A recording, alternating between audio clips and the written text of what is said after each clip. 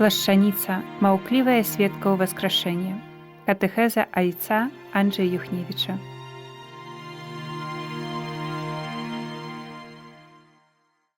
Пахвалёны Ісус Христос, навеки вечнае. Амен.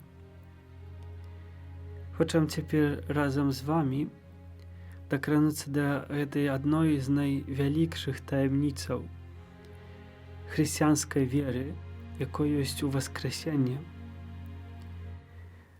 Спаглядаючы на гэту асаблівую рэліквію, якой ёсць турынская плашчаніца, гэты маўклівы, але як жа прамаўляючы да нас сёння сведка, хочам паглядзець, што адбылося в тую ноч. Нядзеля, 9 красавіка, 30 год нашай эры. Яшчэ цёмна. Марія Магдалена, верная вучаніца Езуса, которая сумуе без яго і бачыла, што не ў парадку быў ён пахаваны, спяшыць яшчэ па цёмках да грабніцы пана Езуса, але там яго не знаходзіць. Пасля бяжыць да апосталаў Петра, Яна, апавяшчае, што ёсць страшная рэчаіснасць, няма цела Езуса. Все бягуць разам да гробу, як кажа Ян Евангеліст пра самого сябе. Калі ўвайшоў в грабніцу, пабачыў і паверыў. Што пабачыў? Што мог ён убачыць, каб магло в долю секунды змяніць ягонае настаўленне, яго ввогуле змяніць?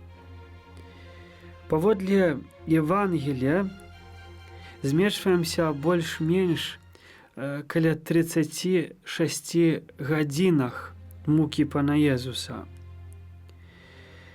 Калі б гэты матэрыял, в якім быў пан Езус, быў адорваны ад ягонага цела, то на плашчаніцы не было бы гэтых выяваў. Калі мы адрываем, напрыклад, пластыр ад нашых ранаў, то там не бачым нічога асаблівага на гэтых пластырах, толькі плямы крыві, няма контураў раны. І адначасова на плашчаніцы турынскай не асталася ні воднага фрагменту цела пана Езуса.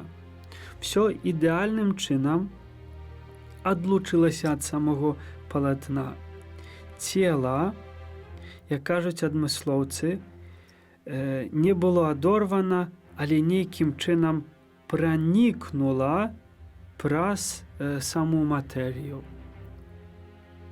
Гэта пацвярджаюць досведы, которые казалі мы ўжо, гэтыя прамяні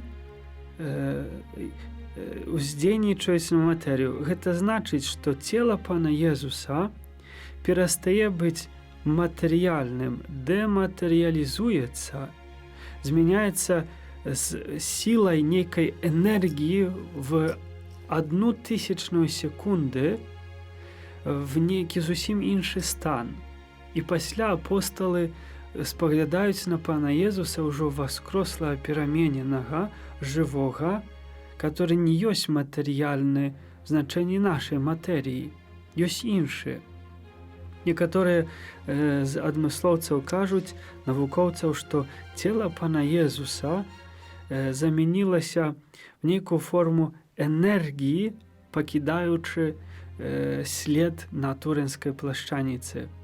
След, который маем выяву сёння в 3D вымярэнні цела пана Езуса. Навука не мае ніводнага асэнсаванага адказу, як мог быць выкананы, выняты, можна нават так сказаць, выняты пан Езус з гэтага палатна.